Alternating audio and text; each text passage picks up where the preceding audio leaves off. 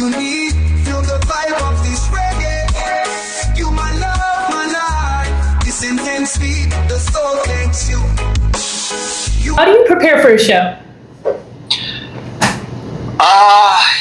That depends at what state I am, or so when I mean, generally I have notes on Google Drive on my phone that if there's like a particular like long structured story, like the dentist bit was like at one point it was over 10 minutes, so I had to like hit certain beats. I'd like read over my notes of the story, so just I know where to go. But really the best preparation is to just do your bits over and over and over again as much as you can. Like it's really just repetition.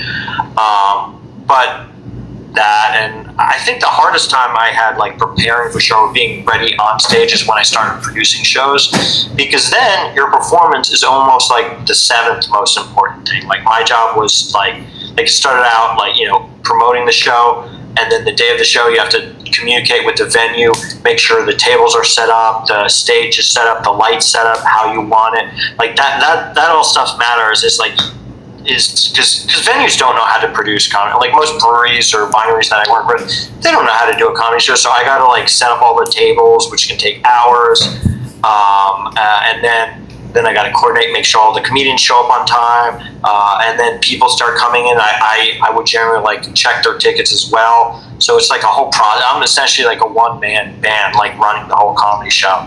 So by the time it's time for me to perform, like I just, you know, I wasn't in the focus space. So that took a long time for me to get there. So there was a lot of shows that I had produced for almost a year straight where I just really wasn't as prepared as I should have been on stage. So it's repetition, and it's just doing it over and over again. It's the same thing as like you know, an athlete. Like how do you get a good foul shot? You just shoot 100 shots over and over again. Yeah, that makes sense. Yeah, so I know you talk about your live, but do you also do current event in your comedy? I trying to think if I ever had any current event stuff. I don't think so. I don't do a lot of current events. I'm more of a personal story person. But there's some people who do that. It is hard because current events, even like, I don't know, back in the, but like even now, current events move so quickly. It's so hard to like work on a good bit and you practice it for weeks and then it's, you know, gone, you know, like it's not as, I don't know if there's as many stories like current events in like, even in the 90s, it was like, you could have jokes about like Bill Clinton scandal or the O.J. Simpson thing, and those are stories that lasted years and years. I don't even know if there's like stories like that anymore in the news. Like some people, you know, will have like Trump jokes or Biden jokes or that kind of stuff, but it's not. It's just really hard to do political jokes, and if you do have a political joke, it might only last you a couple weeks because then people are moving on. Yeah, I think that makes sense, especially with the. I mean, as large as social media has gotten, so the next story is so more easily accessible now than it was in the 90s. You know, we just had the news to watch. So and too, for him too, as a small comics, if you do political jokes, some venue may not want to book you. Say that again? No, as a small comics, if you start doing political jokes, some venues may not want to book you. Yeah, maybe. I mean, it's not.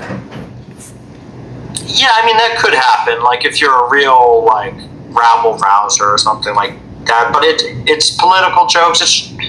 It's.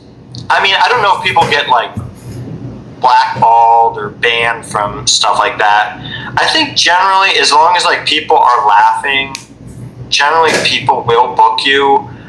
It's just if you're like specifically like trying to like cause people to work out or walk out of the show, or you're trying to like get people angry, then that's a problem. Okay. I honestly haven't noticed the, you know, I know the politics for the last, 5 or 10 years have been very polarizing. I haven't noticed that as much in comedy shows because I've booked shows in like very, liberal areas, very conservative areas. And generally, as long as it's funny, people will go with it. I haven't noticed any raging Trump fans angry if you make fun of him or that kind of stuff. It's generally been people are generally pretty cool. They just want to have a good time.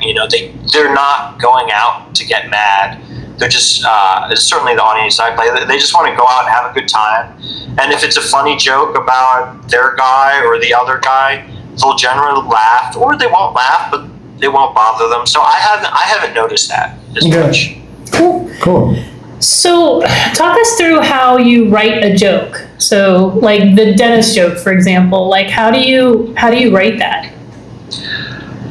So my process is I start with a story. So I have an idea that I think is funny, and so honestly, the day after that happened, I just got up on stage at an open mic and just talked about it.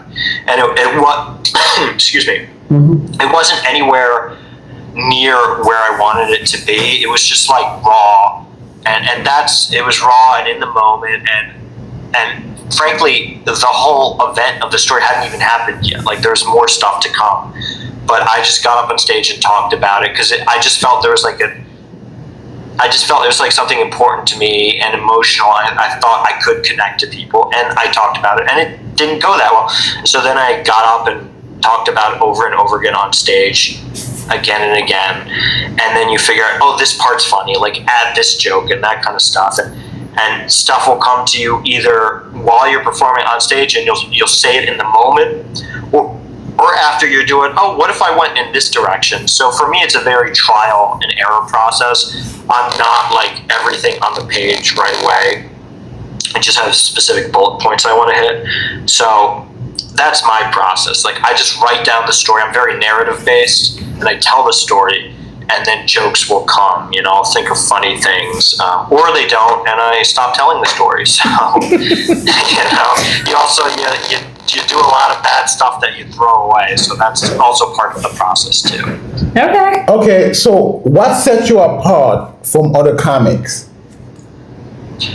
I guess my personal stories. I guess I try and just my point of view about my stories. I think my life is normal, but I tell a lot of very strange stories. One of my stories is when I was a kid, my mom took me to a sex conference, and You my love, my life. You need, feel the vibe of this reggae.